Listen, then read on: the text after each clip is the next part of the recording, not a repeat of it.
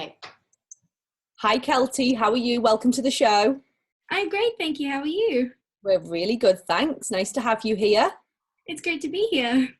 Keltie, we're so thrilled to have you here. I met you last year at Diocesan School for Girls when you were presenting your speech that had won a speech competition. Is that right? Yeah, definitely. Do you want to tell us a little bit of background as to what the speech was for and why you stood up in front of the school? So, I've always liked soapbox, and I've always liked doing speeches. And at my school, we have an annual soapbox competition, and they put out a soapbox in the middle of the courtyard, and in a specific week in lunchtimes, you can just go up and talk. And I was dared by one of my friends to go up and talk, and I had no idea what it was about. And I just started talking about plastic surgery because that was something that I didn't like, and I definitely stood against it. And I got an email a few days later that I got into the semi-finals, and Wow. then I did the semi-finals, and I said, oh dang, I need to write a speech now, because I didn't really know how to write a speech.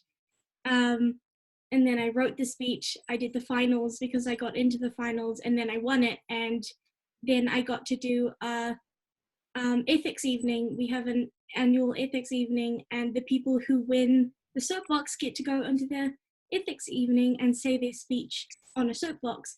And that's where you guys saw me. Wow. And how old are you, Keltie? Sorry. I'm 14, turning 15 this year. That is so awesome. How courageous to just randomly get up on a soapbox in front of a playground full of your peers. That is so courageous. So well done first for just doing that, but then to get into the semi-finals and the finals, that must have blown you away. It was crazy. I never, I was completely oblivious to everything that was happening. And then I got to do it with so many other people who knew how to write speeches and how to present speeches. And so when I got into the semi-finals, I immediately got speech and drama lessons. I was like, how do I present a speech? What do I do? How do I do this? And then I kind of did it, and it was crazy. So that's how it happened. The thing that Sue and I have learned over the years is if you speak authentically from the heart, I think that's what people really appreciate. And from what I've heard, your speech is quite hard hitting and definitely comes from your heart. So yeah, goes hand in hand. And how lovely that you responded to a dare as well. You know, somebody prompts you, because most people would actually shy away. So it says a lot about your level of courage that you would actually stand up and say, you know what, I'm going to do it. And you did it, and you weren't prepared. You put yourself in a really vulnerable situation. And Joe and I always say, when we make ourselves vulnerable, that's where we grow. And very clearly, the rewards are evident in your life. You not only won the competition, but you put yourself forward for some training. You actually wrote a speech, and I imagine, well, how has that affected your confidence? It's gone through the roof. Good. And I think I know how to write a speech now, hopefully. We've actually got speeches in school now, so let's hope that goes well. So we thought what we could do is, that obviously our audience has not heard your speech, they don't know what it's about, so we thought we'd start by asking you to read out your speech, and then we can go from there. Yeah, of course. You would just go ahead? Go ahead. All right. Mirror, mirror on the wall, who's the fairest of them all? Well, imagine expecting a mirror to tell us who we are, where we fit in, and who our friend should be. Can a mirror really give us a sense of who we are inside? Did you know 10,000 people every month Google, am I ugly? Let's face it, judgment is everywhere. First impressions count, especially what you look like walking into a crowded place, outside, or even at work or school. On the one hand, this builds pride and value, but like Snow White, there's a darker side. This darker side is where it seems in order to be confident and friends or fit in, we must be on trend. We must be a chameleon and present as something we are not. We must have the latest gadgets, fashion, so much so that we as daughters will never be happy unless we have a new phone every 3 months. The pressure is so strong. We are told that at some point in our lives, we are likely to look in the mirror and want to change. Perhaps our skin, our nose, our height, our weight, our teeth, or a scar. For some people, doing that is life-changing. Reconstructive surgery can allow disfigured people to breathe again, to hear again, to enjoy life. But on the other hand, Cinderella has a lot to answer for. She only got the prince when she was transformed by cosmetic intervention. With a wave of a magic wand like a surgeon's knife till the stroke of midnight in an instant, she was the envy of all the kingdom. So what's a girl to do? Where's the fairy godmother when you need her? I'll tell you. She or he is busy doing the 18.7 million cosmetic surgeries completed in America in 2018. But what could be wrong with a nip here, a tuck there? For all the promises, there are risks. And the chance it could all go horribly wrong is so high, but it's addicting. We are oblivious to the effects that it can cause. Without even knowing it, you and I are in training to spend more time and brain energy on our appearance over all other aspects of our identities. 1 in 5 girls miss school on days they don't feel good about themselves. 1 in 3 girls hear their parents tell them they are awesome and get confused when kids at school tell them they are ugly by words and actions. Beauty, like success, is not skin deep. The way we look is just one part of our identity. As good looks are but accessories when compared with our collective brain power. Let me ask you this. Does your inside match your outside? Does your outside match your in? Do the deeds and success you envision stay confined within your skin? Your thoughts and your life actions? Are they close or far apart? Is the way in which you live your life what you believe inside your heart? For once, let's change the script and write a new fairy tale. Mirror, mirror for all to see. I see a real girl. I see me. Oh, amazing. So amazing. Congratulations. Do you know what? I feel as moved hearing it for the second time as I did the first time. And I think I had tears in my eyes the first time. It's such a powerful speech, isn't it, Jo? Absolutely. I'm so emotional. And not just from the words in the speech, but from your conviction and from how you feel. And for you to write those words is so amazing, so moving. And I just love it when people succeed as well, when they put themselves out there, as we just said, in vulnerability. It's so brave and well done you. You give yourself a pat on the back, and it has filled you with confidence, and rightly so. And it's such an amazing message. So we always say, Keltie, that transformation comes when people not only speak the walk, talk the talk, but can also walk the walk. And if you walk the walk and you write something as you've written, it comes from heart. And very clearly, what you've written comes from heart. And you've made yourself vulnerable. You're raising issues, and you've got a disruptive theory as well, that plastic surgery is not the solutions to our beauty. Our beauty comes from within. And what we do with life, does it match what we're saying and how we believe our lives should be led? Are we in authenticity, integrity? So that's what I love about it. It's really from heart. And I think the power of words then is so much stronger, isn't it, Jo? Because it's so authentic, it's so real, it's not fake. Jo and I always say we ourselves make ourselves raw, vulnerable and real. And we are not polished. We don't have the best equipment, or we don't have any equipment really, but we just love presenting as it is and speaking from heart. And you just hit the nail on the head completely. And to learn such a message, learn such a lesson at such a small, I just cannot speak to say, to learn such a lesson at such a young age, yes, I got it out, is so amazing. Because you're right, that thing, the outside and the inside, there's lots of people out there who don't really know themselves. And they're doing one thing, but they're not doing it for the right reasons. They're not doing it because it's what their heart and soul wants them to do. So for you to understand that what's on the outside needs to match what's on the inside, that's where we are in authenticity. And it's such a great thing to learn at such a young age, because it will take you far, my lady. It will take you so far. Good on you. And also it's really hard to go against the grain, because obviously social media presents perfect images, polished faces, photoshopped everything. And so what is that like? You're in year 11 at school right now, is that right? I am. How do you face the social scene where you're going against what is accepted for your peer group? Was there a backlash to that? Did it raise questions to sort of make people come forward? What was the response? Definitely.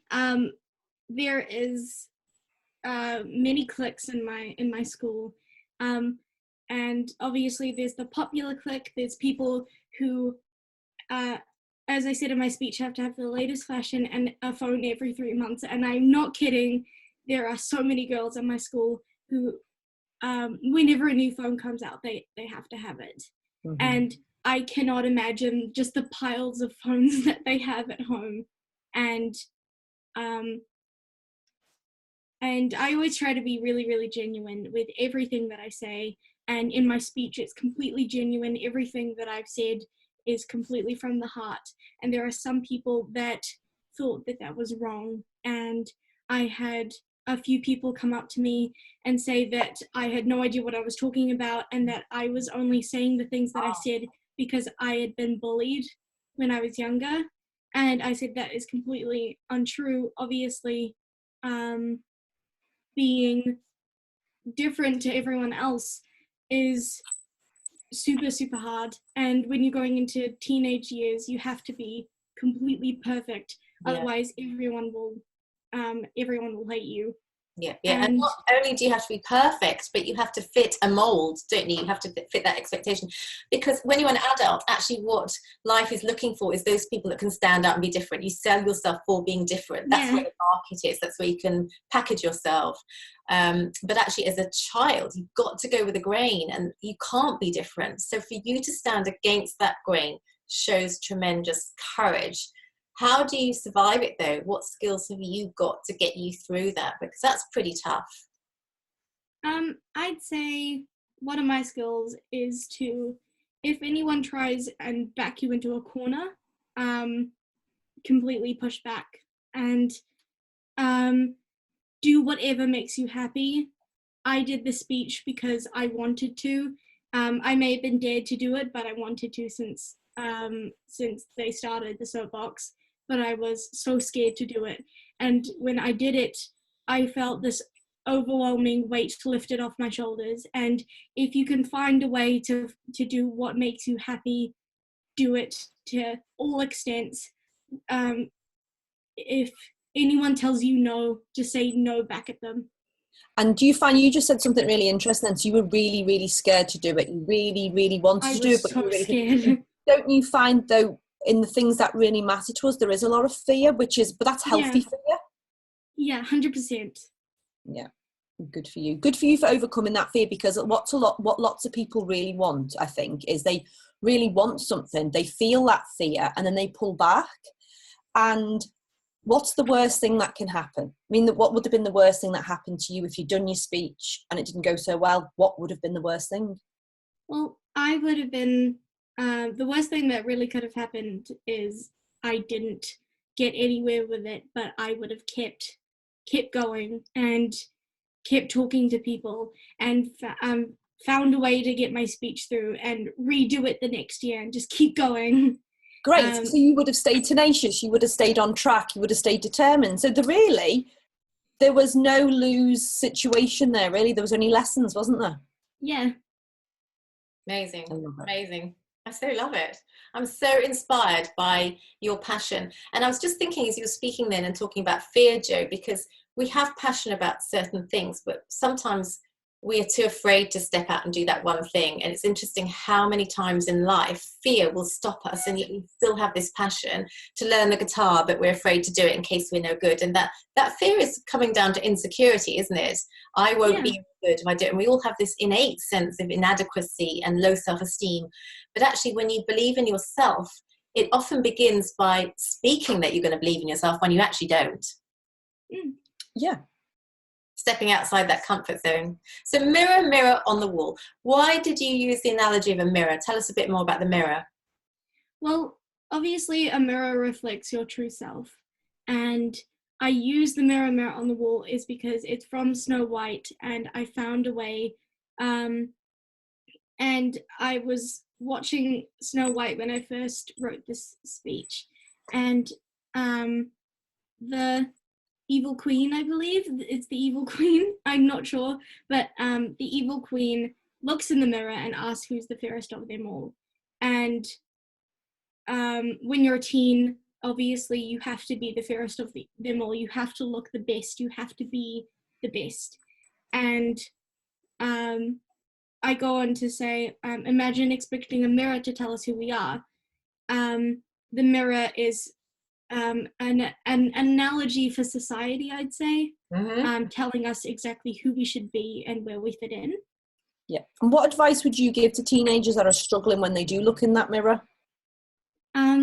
I'd say, to be completely metaphoric, break the mirror.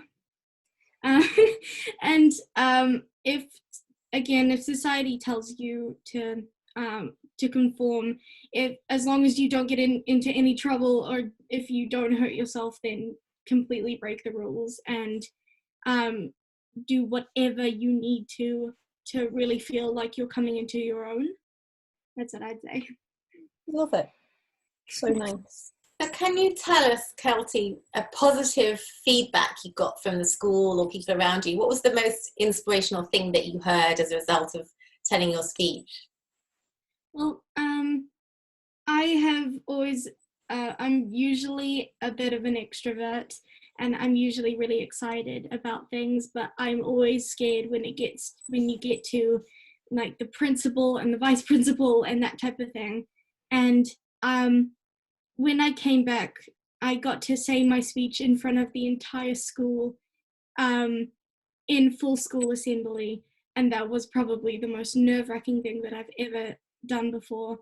And before I went on to the stage, my principal, Miss Heather McRae, she said to the two people that won the senior and the junior soapbox, your speeches are the most amazing speeches that I've ever heard.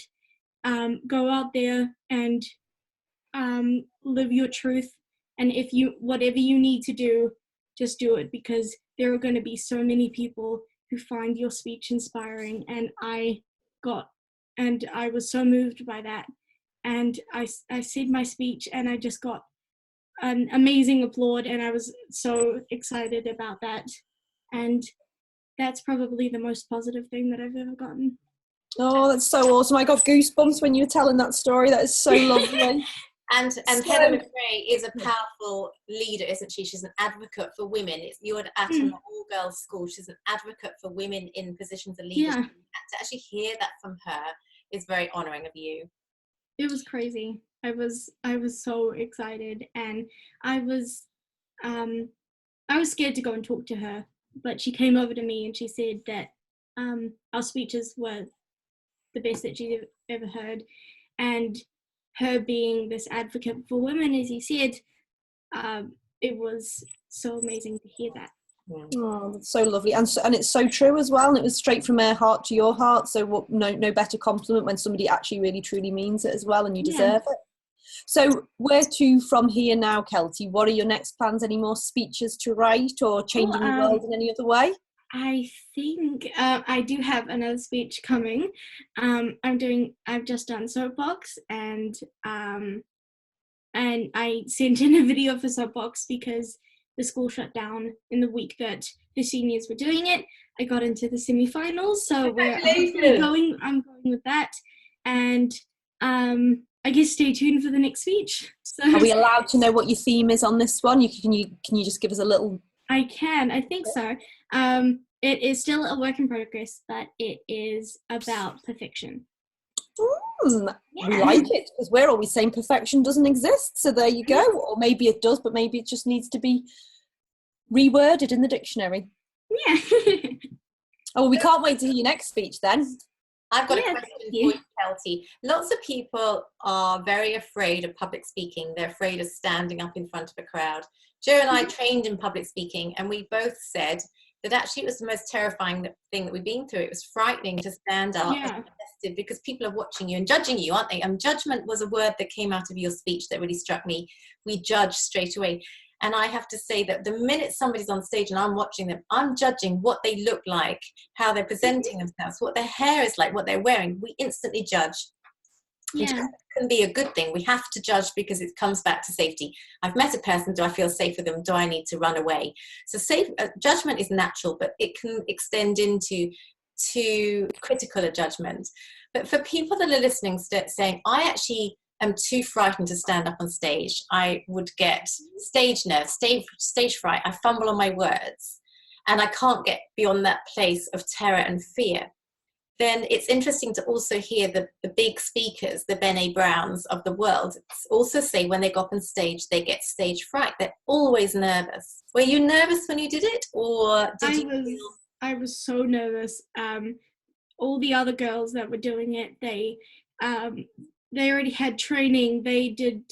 I love doing theatre. I sing and I act, and I was quite nervous, but I also have done lots of other competitions with singing and acting, and I was not that nervous because I've been used to it and I know how it's happened, but I've never done a soapbox. I've never gotten up on a soapbox and just talked about an ethical issue, which I think, because I was really scared to share my opinion because I didn't know what other people would think, because that's always a scary part. If you're speaking your opinion, there might be someone who thinks, oh no, but I think this.